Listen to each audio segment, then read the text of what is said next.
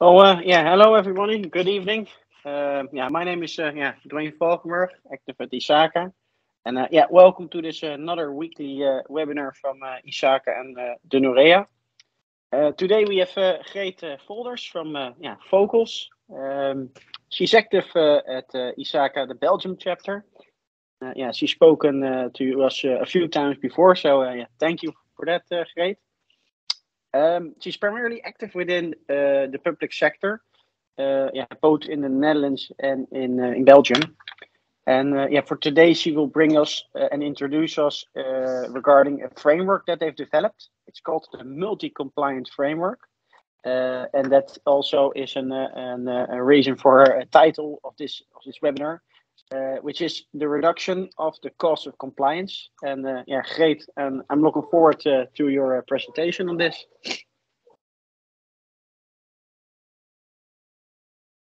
You're on mute, still on mute. Thank you for this nice introduction. Now you hear me? Okay. Yeah, and I can hear you. I think you can see the presentation also at this moment. Yes. Okay. So let's start. I will start with presenting myself a little bit. So an introduction about Vocals, but I keep that very short.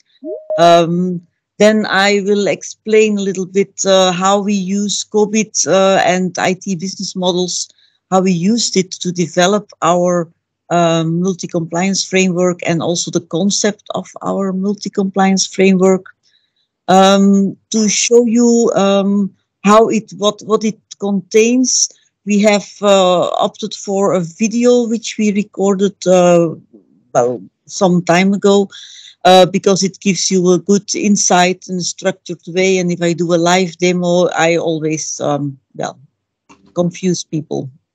So, and then I also like to give you our way of working when we are implementing COVID. I know that you don't implement COVID, but if you have a governance program initiative by using COVID, then we make use of some simple tooling to help you implementing the whole setup of processes, metrics, statistics, and so on.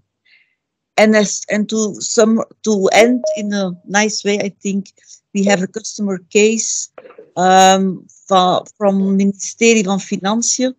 For those who are English speaking, it will be in Dutch, but I will keep it a little bit short, and the others can then look at it completely on a later moment. So this is the agenda for this evening. I will try to do it in 45 minutes, but I am sometimes a little bit, I talk too much. So sorry for that. Presenting myself, I am owner and managing consultant of Vocals, which we founded in 1995, so already 27 years ago. Related to Isaka, I've been a member since 1996, and I've been active in several committees, working groups, and I have been given trainings. So it's all summarized here on this slide. About Vocals, what we do, we focus on 3 areas. It's IT governance, compliance, audit. To start with the last one, audit, we are not really an audit company, but we perform audits for customers during projects, during assignments. But for instance, like for an ISO audit, we perform audits, internal audits, but not accreditation audits. Compliance part is, as you can see, we cover a lot of frameworks, standards, regulations, which we use on demand of our customers. And then the IT governance part is more about process management, implementation of governance initiatives, controls, KPIs development, and we make use, amongst all the other frameworks, a lot of COVID and ITIL. And it is this all our services, which we have been doing now for 27 years, are in fact the basis for the development of our multi-compliance framework, which I will explain, or which will be explained in detail in our in the demo, in the video that I will show. If you have questions, I think it's best that you put them in the chat, and then Dwayne will stop me or I will ask Dwayne at a certain moment what questions there are, and then I can answer them. Or I can send you later on an email with some more details about your questions. Here you see some of our customers. I picked a little bit those for which we used COBIT or our multi-compliance framework. And as you can see, it's not only government, it's also industry, commercial companies. Most of them are large companies, which we always have a direct contact. So as you can see on the first, on our website, or also on the first slide, we are a small company, but we stand for major achievements, as we say. So that's what we've been doing for the last 27 years.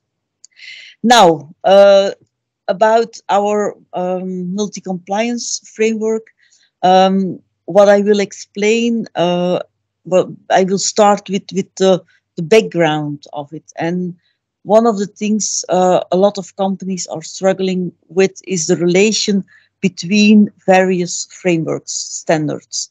You have to comply with ISO standards, you have to comply with regulations like GDPR, but also in the government, you have all kinds of regulations you have to comply with.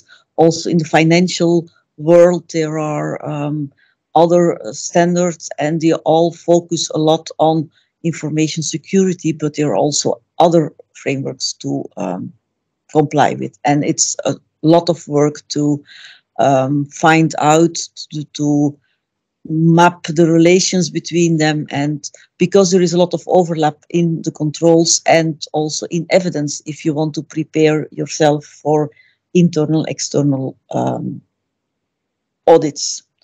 So that was from all that experience and what we saw in different organizations, we developed the concept of central controls, Central Multi-Compliance Framework, MCF controls, where we are going to map it to the various frameworks and standards you have to comply with.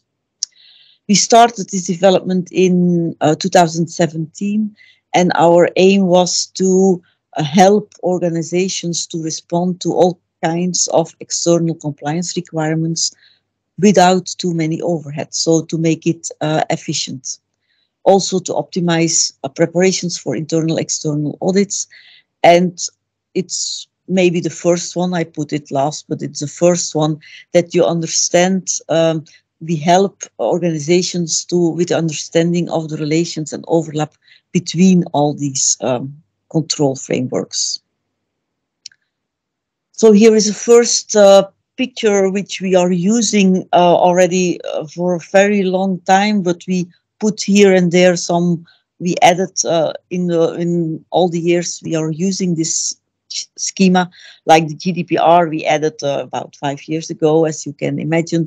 The bio for the government we added while we started doing business with government. And what you see here is that there is a difference, there is an overlap, obviously. And if you go, for instance, to COSO, it's more about what you have to do, and the how goes more to the downside. ITIL, ESM are frameworks which help you to define how you can set up processes, how you can set up controls.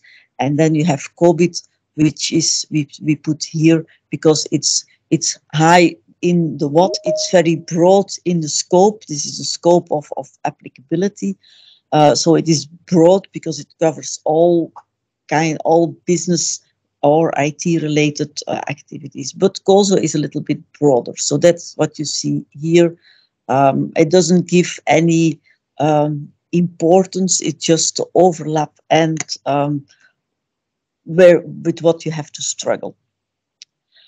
Another way of presenting this is that you have in the different ISO standards, but also NIST for security, CPMI, GDPR, you see the same kinds of requirements you have to comply with. So if you are having, for instance, an ISO 9000, ISO 27, ISO 14000 certification, it's a lot of times the same questions the auditors will ask. For ISO, it's now organized that you can do or get an integrated audit, but still there is GDPR for financial organizations, the CPMI, or the BO for the Nederlandse overheid. So you have to, and a lot of requirements, controls are the same. So there is, again, a lot of overlap. How we handle this is visualized in this schema. The principle of central MCF control. So what we did is we developed a set of controls that comply with GDPR, CPMI, ISO, BO. BO is not mentioned here, but the BO is also NBA is also another regulation we integrated. And when we see there is a big need for other regulations or other standards, we add them systematically. So we add not continuously, but every year there are a few frameworks we add to this framework.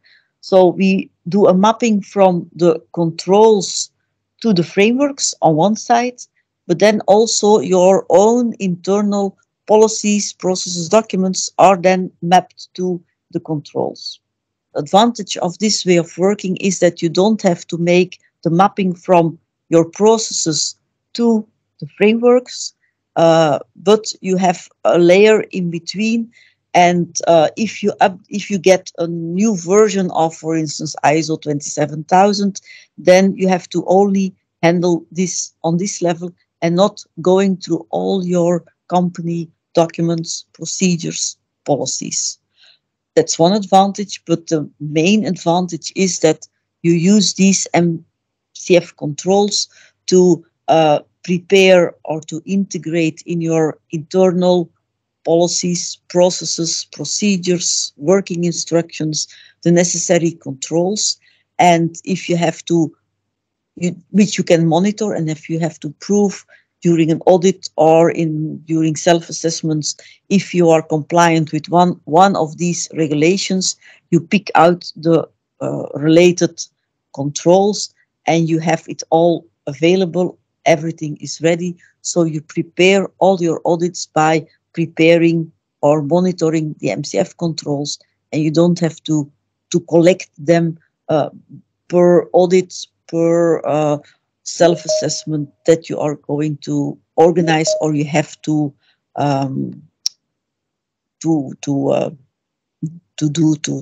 achieve. So this is the principle. I can understand that it's rather complex. It looks complex, but if you are working with regulation standards, different control frameworks, you know that it is complex. So with this concept, we can simplify the whole setup and, more important, simplify the way of proving that you are compliant with one of those regulations. Oh, I see I didn't translate this title. So COVID we used as a basis and an approach, and ITIL is also the reference for all the IT-related processes. So all the IT-related processes which we have in our framework are COVID and ITIL compliant. Why do I say this? Because besides the controls which I showed, or which are in the central, we also have developed a practical set of 40. The 40 COVID objectives are translated, are available in our framework, as an example process. It means that it's not the COVID text you will find. Well, you find that also in the purpose, but we have for most of the 40 processes, we have made a practical way of working to manage your configuration, to manage changes. Well, the whole 40 objectives are covered by our framework as example practical processes.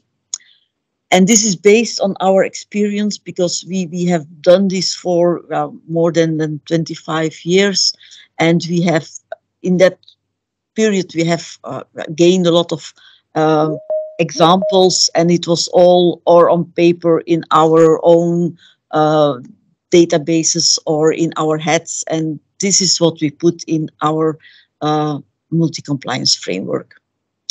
That I've been active in ISACA. I already told you that, so I'm not going to repeat this. And we structure all these processes in all these knowledge in a process model, and this will be shown during the video, which I will show in a few minutes. It includes also the RACI, so you know that in COVID, probably you know that in COVID you have the organizational structures, and for each objective, the responsibilities and accountabilities are indicated, and this is also already available in our model, in our framework. And what we do, well, before implementing is translating the standard ISACA organizational structures to the organizational structures, functions, committees of your organization. But there are also practical examples, templates, information, topics available in the whole framework. So it's a lot of content that we gathered in this framework. I will now start the video. I hope it all goes well. So if not, give me a cry because I cannot see you. So I will start it now. I will make this on a large screen. Responsible for compliance with a wide range of standards and guidelines within his organization. This includes GDPR, ISO 27001, and the audits done by DNB, the Dutch National Bank. In doing so, Paul not only focuses on external accountability, but also ensures that compliance is carried out internally within his organization. Due to the large number of guidelines to which his organization must adhere, Paul encounters difficulty gaining insight into the processes to which these guidelines apply, the people involved in these processes, and the risks associated with these processes. In addition, it takes Paul a great deal of time to maintain lists of all the controls arising from the many standards. In order to get a clear and better understanding of this complex matter, Paul uses the multi-compliance framework in Marvin. Here, Paul looks at the homepage of the multi-compliance framework. From this environment, Paul can easily navigate to the processes and to the standards and controls that are defined in the MCF. The MCF supports all types of changes in the organization. Processes, controls, standards, and job titles can be easily recorded and interconnected. When someone's job role changes, or when someone leaves the organization, changes can be made in one place and with the push of one button. In addition to a number of examples of primary processes, business processes, and supporting processes, the MCF contains a direct link to various standards and control frameworks, such as ISO 9001, ISO 27001, ISO 14001, DNB controls, GDPR, and ISAE 3402. Paul can therefore make use of the example processes such as risk management measures and data privacy processes. See this example for following up on data leaks.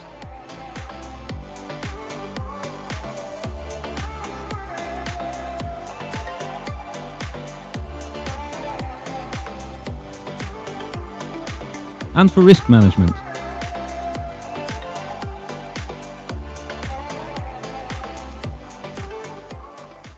This process describes how risks can be registered in Marvin. From here, the risk register can be viewed directly and you can see all the details of a particular risk. The overview of the risks provides insight into the status and evolution of the risks. The complete content of these standards is available in the MCF.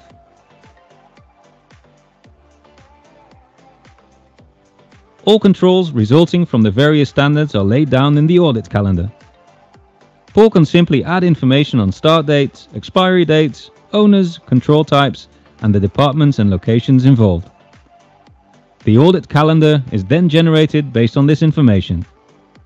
These are available in a report, but also in a visual annual schedule with the ability to filter by month or control owner. This calendar gives an overview of the planned audits, both internal and external, with an indication of the scope of each audit. It's also possible to filter on the control owner for each control, internal, or each framework, external. Both the internal and external audits can then be prepared by sending a task to the control owner. From this audit calendar, Paul can send tasks and reminders to those involved about, for example, providing feedback on a process and completing specific tasks on time. The status of these tasks can then be easily monitored by Paul.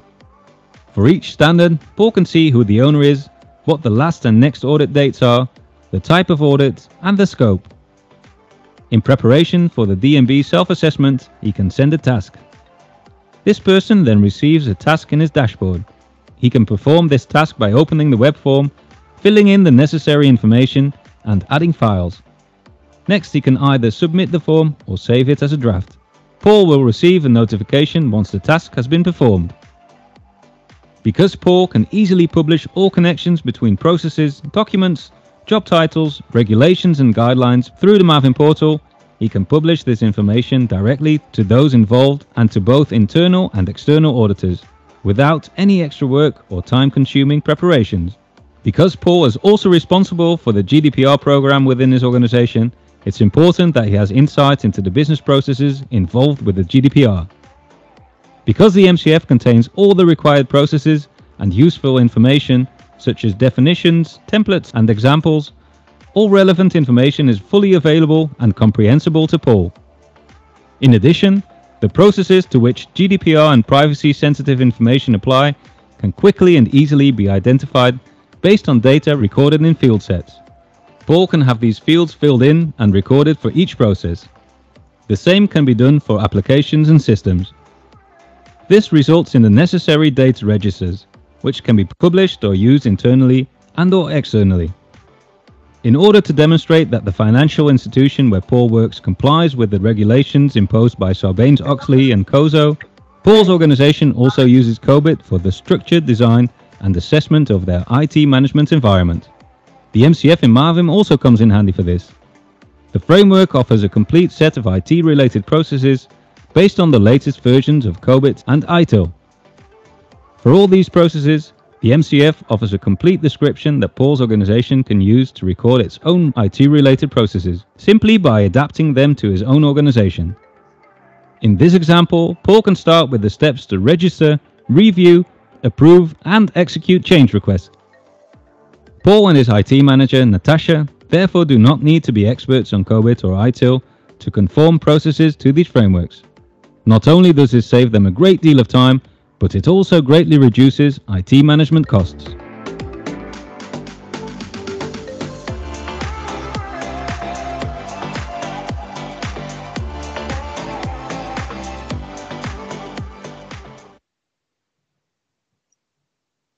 So, this was the video which explains all the functionalities and the content of our MCF. What I didn't tell you yet, and maybe you noticed, we developed this MCF on a platform, MAVIN, which is very well known in the Netherlands. So maybe most of you know what MAVIN is. MAVIN is a platform to manage processes, but it's much more than that. You can add, well, I'm not going to explain MAVIN today. If you have interest, I can do it on a later moment and another demo or whatever. But this is a platform we used. But the content that we have is anyway available. So with or without MAVIN, we can also integrate it with your platform or tooling that you are using at this moment. So, but that's why you heard the term Mavim a few times during the presentation, during the demo. Another thing I want to add, which I didn't mention yet, is that we have the GDPR processes that you need to introduce. At this moment, I may hope that you all have them in place, but also in the way we set it up in Mavim, you can generate your data register with from the basis of all your own processes. So that's also a nice functionality. And for risk management, we also have set up a risk register, which also is then again related to processes on one side, to the controls on the other sides, where we use the controls for, if possible, as mitigation action. Okay, so that to close this topic.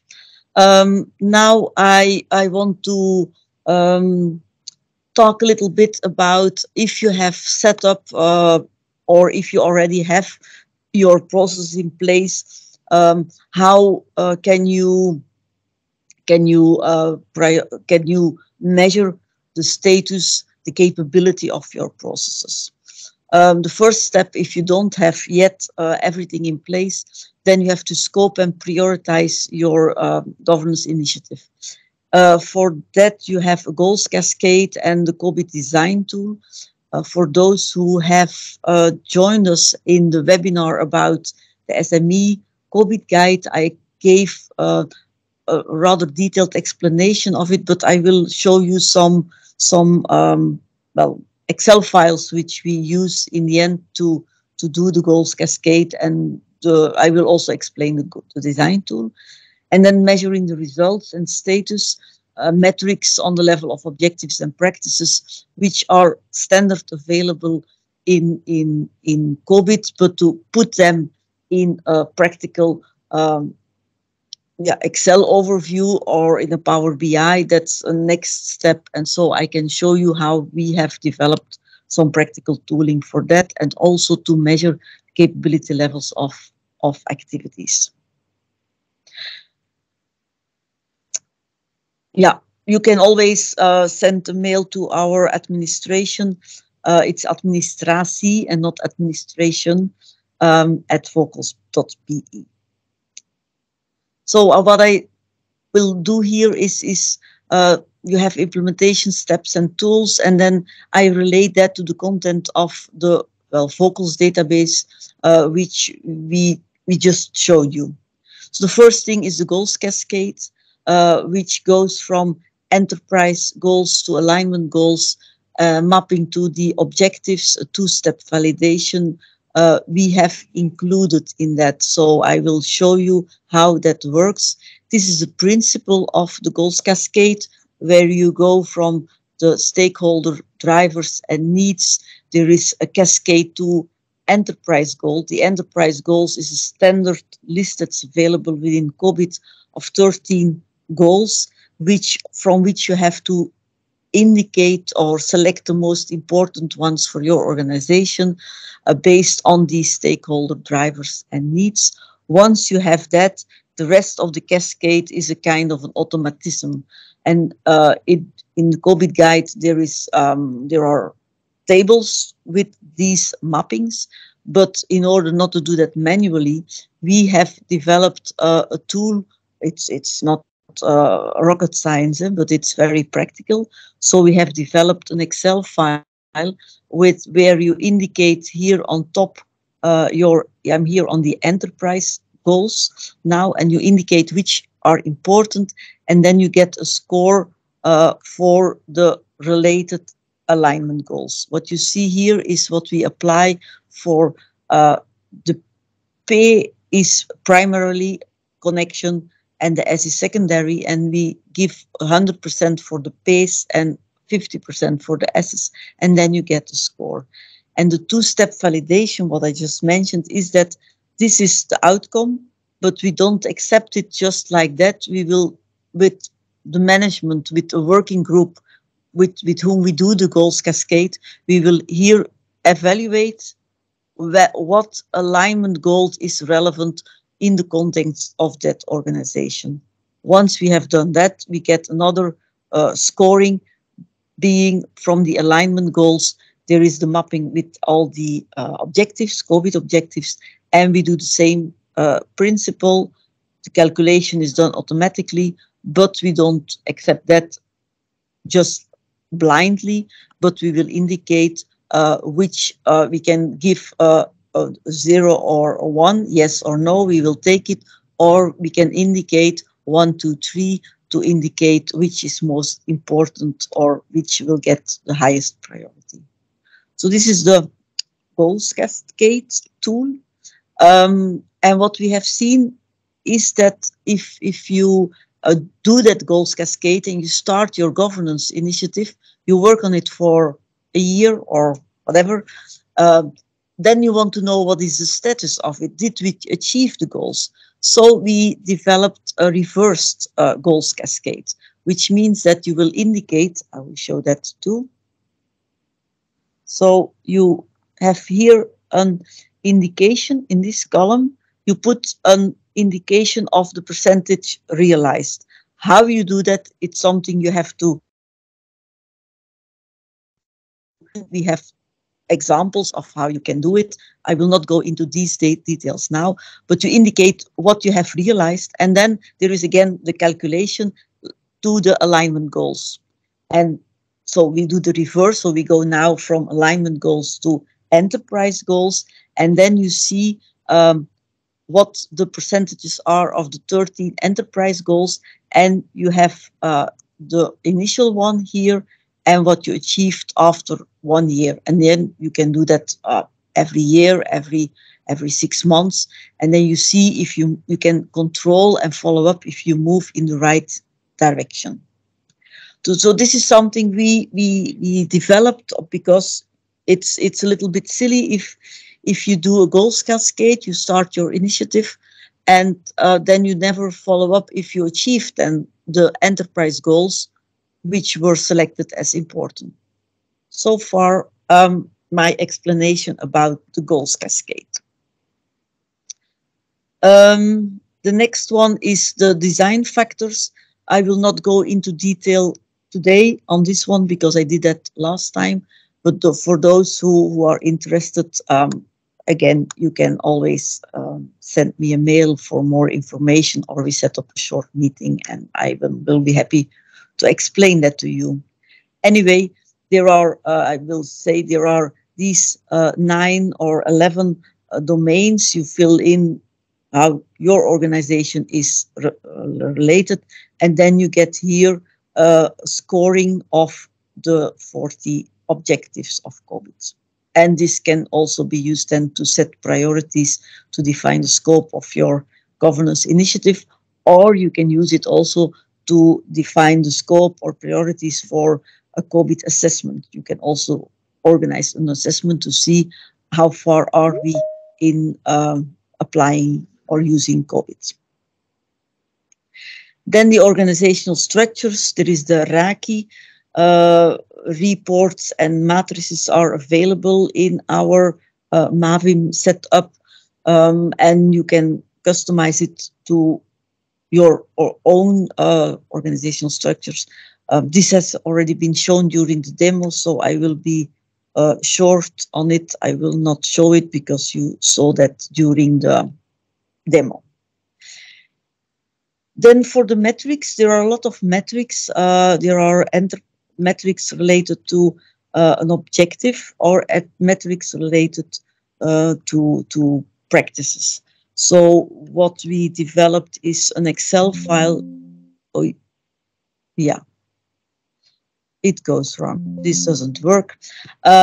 We have developed an also a way of calculating the achievement of these goals. And first of all, of course, again, you must see which goals, which metrics you will apply in your organization, because if you have already worked with the goals and metrics of COVID, then you know that they are not all how to say, pragmatic. Some they are not very easy or useful to put in place. So you must make your own selection.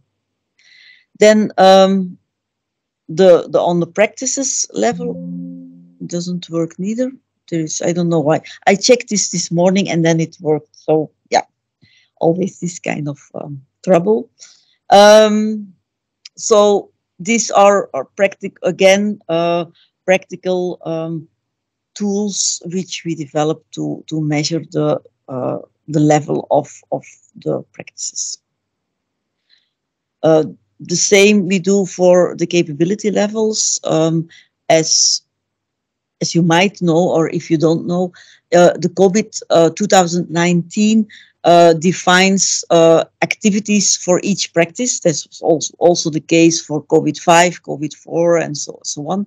But on this latest version, there is a capability level assigned to each activity. So this makes it easier for you to assess on which level your organization is related, on which capability level. So you measure the capability levels, and then you can define the maturity level of your organization. And this is also translated or put in place in practical tooling. Then I go back. So how is this covered in our multi-compliance framework? Now I'm talking about the setup of COVID in our multi-compliance framework. What we saw before is more than COVID, because also our multi-compliance framework can be used related to your business processes, your key processes, your primary processes. The concept remains the same. And this is the part which was a starting part of our MCF, and that was COVID. But we expanded it to be useful for all your business process as well. So yes, the 40 COVID processes, I already explained that, or it was also shown in the demo. It covers, so like I said, more than COVID. Also, there is risk and compliance, external relations, the effectiveness. There are also that kind of guiding steering process available. The mapping, you already have seen that, two different, a set of standards, and then implementation steps and tools, including an audit calendar. So that is all what you have seen in the demo. Yes, this is, I go through it rather quickly because it was covered in the demo. Maybe there are already some questions at this moment.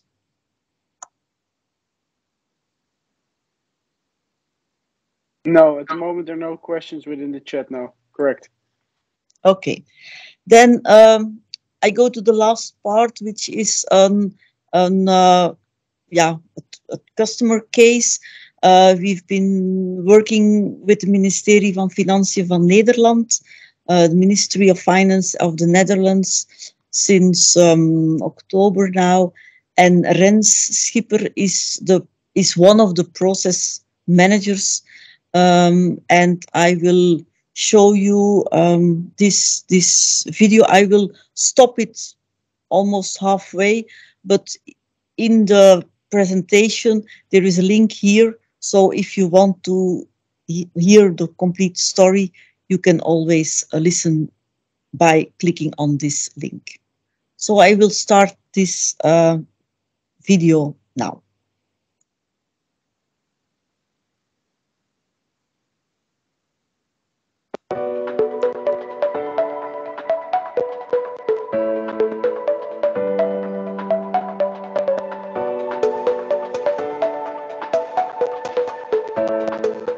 Ik ben Rens Schipper, ik ben procesmanager bij het ministerie van Financiën sinds 2020 in een nieuw team wat is opgericht specifiek om de dienstonderdelen van het ministerie te helpen bij het inventariseren, beschrijven, analyseren en verbeteren van hun eigen processen. De afgelopen jaren heeft het ministerie van Financiën een behoorlijke uitloop gehad van personeel. Enerzijds vanwege het feit dat mensen hun pensioengerechtigde leeftijd hebben bereikt, maar ook door andere werkzaamheden en reorganisaties. Daardoor is heel veel kennis uit het ministerie gelopen en dat merk je vooral aan de procesbeschrijvingen die zijn.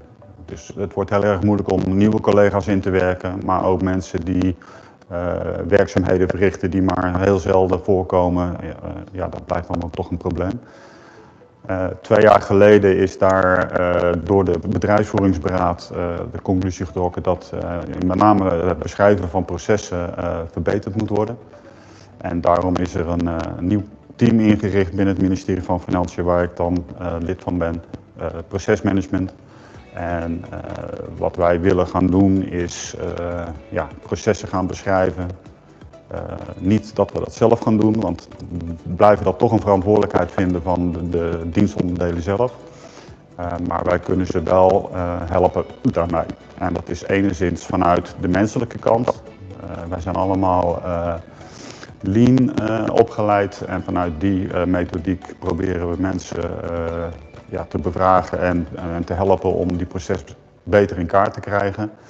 En anderzijds door een tooling in te zetten om in eerste instantie processen goed te kunnen beschrijven en te analyseren, maar vooral ook om ze goed te kunnen ontsluiten. Dat is natuurlijk altijd een probleem geweest binnen het ministerie. Dat er zijn heel veel beschrijvingen, groen en grijs door elkaar, maar verspreid over heel veel plekken en op heel veel verschillende varianten en eigenlijk niet terug te vinden. En dat is toch wel het meest belangrijke, dat je processen maakt en ontsluit, zodat mensen daar wat mee kunnen. Anders verdwijnt het weer in een grijze la en dan heeft niemand eraan, dan gaat iedereen weer zijn eigen gang. Dat je processen ontsloten worden voor je medewerkers is natuurlijk een belangrijke zaak, maar op de achtergrond spelen ook nog andere dingen waar wij naartoe willen. En dat is vooral ook kijken van hoe is de verbinding tussen mensen, processen en onderliggende systemen en tooling. Want die drie-eenheid moet gewoon goed in elkaar passen. En dat is waar we op focussen. En aan de andere kant hebben we ook te maken dat we willen in kaart krijgen van hoe is het nou geregeld met je processen? Wat is het volwassenheidsniveau van je processen? Zodat we dat in kaart kunnen brengen over het hele ministerie heen, zodat je daarop kan schakelen. En anderzijds ook per proces vast kan leggen van welke risico's loop je nou met de procesgang zoals het er nu geregeld is. Daarbij kan je uiteraard mitigerende maatregelen neerzetten, waardoor je op je netto risico's uitkomt die je dan zou kunnen accepteren of verder op kunnen acteren. Maar dat inzicht ontbreekt op dit moment absoluut. En dat is wat wij wel echt willen gaan inzetten om ook het management duidelijk te maken van hoe goed zijn we nou als het uitgaat om het uitvoeren van de werkzaamheden en doen we dat wel procesmatig, ja of nee. En dat is niet alleen vanwege het feit dat je denkt dat dat zo moet, maar met wet openheid wordt het natuurlijk steeds belangrijker dat je naast je werkzaamheden doet ook goed vastlegt waarom je het gedaan hebt en hoe je het gedaan hebt, zodat dat naspeurbaar is en opvraagbaar. Los van het feit dat je heel veel procesbeschrijvingen maakt en die moet ontsluiten, wil je dat natuurlijk ook op een beheersmatige manier doen. En daarvoor zijn we op zoek gegaan naar tooling. En daarin hebben wij niet echt de vrije hand gehad, omdat op het moment dat wij starten er rijksbreed een tool aanbesteed werd. Waaruit MAVIM uiteindelijk de gunning heeft gekregen. En MAVIM wordt dus nu rijksbreed aangeboden via het SSC-ICT aan alle ministeries. En elk ministerie is wel zelf vrij om het af te nemen, ja of nee. En, wij hebben 2 jaar geleden dus gekozen om MAVIM daarvoor in te gaan zetten, omdat qua functionaliteit MAVIM precies biedt wat we doen en meer, maar in ieder geval wat we nodig hebben. Toen eenmaal de keuze was gevallen op MAVIM, zijn we met MAVIM in contact gekomen om MAVIM verder te implementeren voor ons ministerie. Daarbij kwam bij ons ook een heel concrete vraag naar voren dat wij snel gericht op e-tailprocessen wat aan de slag wilden gaan. En via Mavim hebben we begrepen dat Vocals met het multi-compliance framework daar een hele goede add-on voor zou hebben. Nou, zo zijn wij in contact gekomen met Vocals en besproken van hoe gaan we dat dan aanpakken.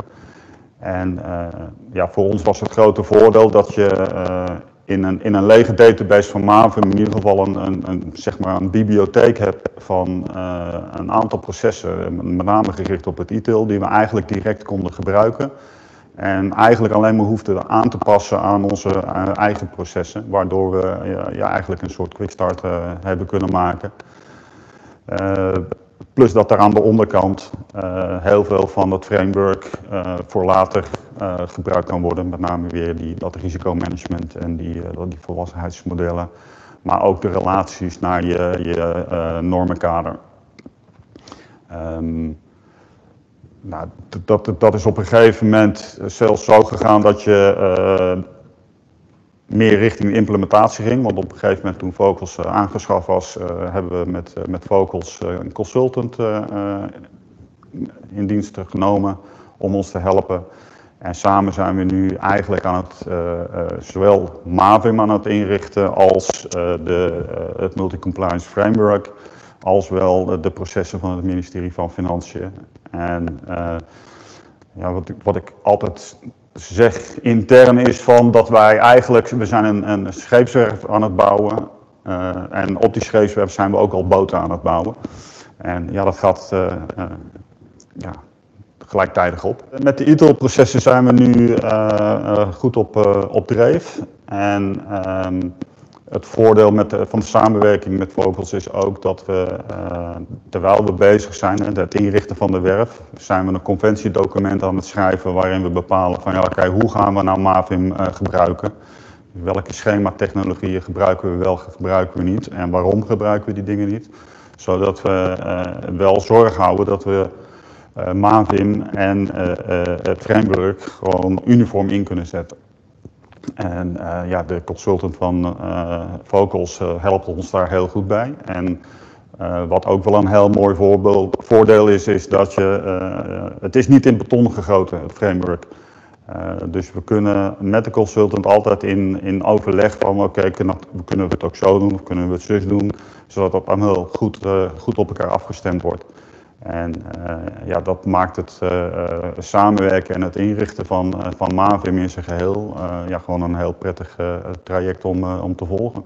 Ja, en voor de nabije toekomst willen we ons ook verder gaan focussen op koppelingen met de normenkaders en dat soort zaken. Denk aan de bio, waar natuurlijk de overheid mee te maken heeft. e-tail is zo'n voorbeeld. ISO spreekt wat minder binnen het ministerie. Nou ja, VGA, dat soort wetten waar je mee te maken heeft, daar gaat het MCF ons ook enorm bij helpen, omdat het hele framework wat eronder zit eigenlijk ingericht is. Dus alle connecties met die wet en regelgeving en die normenkaders, die zitten eigenlijk al in die bibliotheek. En op het moment dat wij onze processen gaan beschrijven, hoeven we eigenlijk alleen nog maar relaties te leggen tot die bibliotheek. En dan zijn we eigenlijk daarmee klaar en kunnen we verder.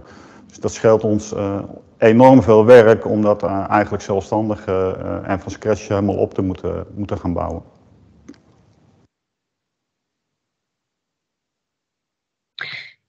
Ja, ik stopte. I stopped. Sorry, I didn't announce it on beforehand that it would be in Dutch. My apologies for that. I stop here because otherwise we run out of time.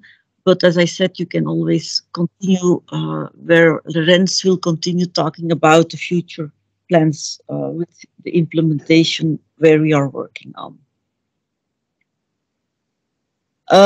To end, I just wanted to give you a typical approach which we apply for implementing this. So we start with selecting of the parts of our MCF that is relevant and needed for your organization, because there is a lot of content and you will not start working on with everything, but also you will not use everything. So it depends on what your needs are. And then we define scope and priorities. And in most cases, we apply the Goals Cascade to define the most priority processes. As you could hear in the video with Rens, is that they already had their prioritization related to their ITIL project that was already started. So there we didn't do that Goals Cascade. After that Goals Cascade, you get a high-level timeline, and then we start working on the specific planning, estimating your own employees or consultants. An advantage of our MCF is also that you don't need a lot of consultancy because everything is in there. What we can do is an introduction, finalizing the setup, and then if you have sufficient resources, you can customize all the existing processes, all the existing controls to your own organization. So you don't need focus consultants, but of course we are available if needed. And then some typical tasks which are also related to the Mavim environment, but also that could be done in another tooling. We select the most relevant parts, and we build a database for exporting. We import that in your database. If you're using other tooling, we have to see how that can be imported because the content is there. Of course, training if that is needed, and then we set up the basic structure, and then we start embedding processes and controls in developing and embedding it, and developing is then customizing to your context. And this is, of course, the most important task, and then the project really starts. And as I said, that is can be done completely by yourself. So this is the end of my presentation.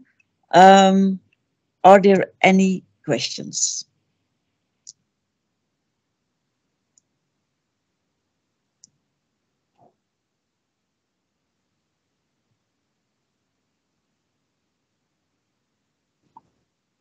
I put one in the chat. Yeah, I'm not seeing one at the moment. Oh, yeah. Yeah, you can ask it directly yourself, Jacques. Okay, I will. So I must say I did not follow the latest developments on COVID because indeed we do not use it. But I am involved recently in auditing cloud environments and also applications in cloud environments. And now probably your model is, let's say, environment agnostic, but I just wanted to check because I did not hear you mention it at all. And there is a framework for auditing cloud environments, and I'm not saying it's a good one, but it is, let's say, a widely recognized standard. And I wondered, did you look at it and is it incorporated in your model? So the model I'm talking about, the framework I'm talking about is the Cloud Security Alliance Cloud Control Metrics. No, I'm just taking note of it. So that's right.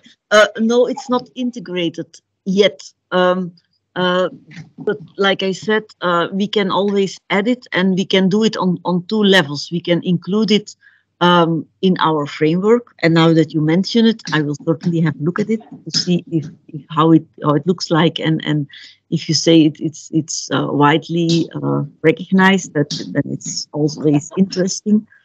But also what we do is typically explain how to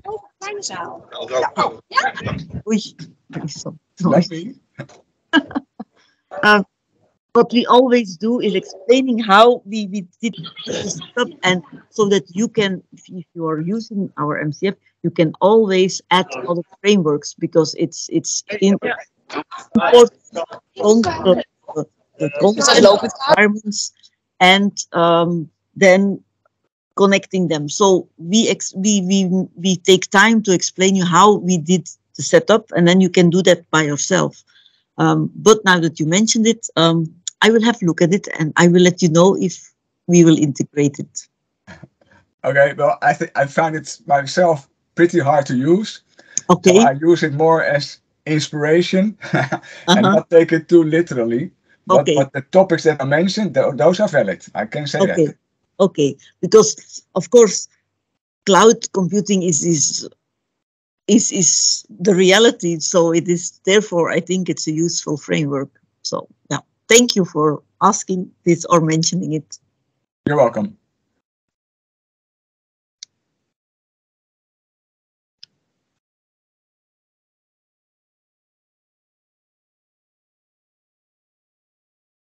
Any other questions directly from the audience? Otherwise, I have a question.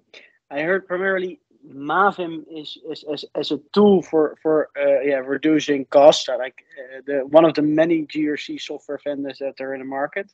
Yeah. But let's put the GRC solutions aside, because they're known for reducing cost and compliance. How does your tool itself, as an your model that you developed, reduces the cost itself without a tool, without a solution? Well, without a tool, how we reduce the cost is that because of the central controls. So we propose to work with the controls mapped to all the frameworks you need to comply with on one side, and all your internal documents, processes, policies, everything you do, you put in place. And how we organize that is that we let each process / control owner self-assess the controls he is responsible for, or the controls related to his or her process, and that we record, we keep the evidence, we keep the status, and then we, due to the mapping of the frameworks, standards, the regulations to the controls for each internal or external audit, you have to prepare. Everything is prepared because it is in a central. So it's basically a workflow for each of the controls which you have mapped to several different control frameworks. That's it. Yes. And then that workflow management reduces the cost of compliance. Yes, the workflow management and the fact that you gather evidence for each control, and not at the moment you have to look at ISO 27000 or at CPMI, or at it is prepared in a, how to say, a company-based way, and not a framework-based way. And that's a big advantage. Okay, thank you.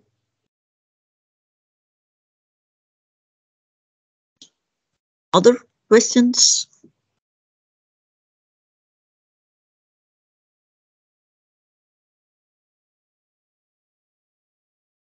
I think this is it. We're also at 8 o'clock. Thank you for your presentation regarding your model and your framework and your way of working. Thank you for that.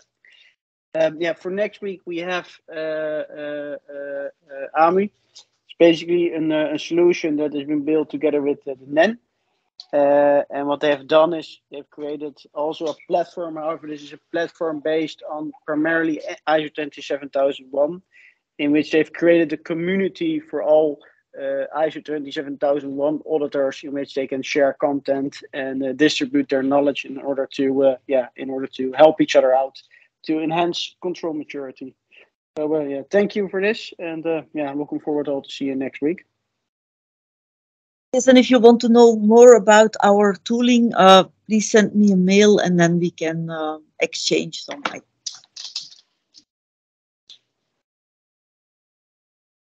Thank you. Good evening. Bye.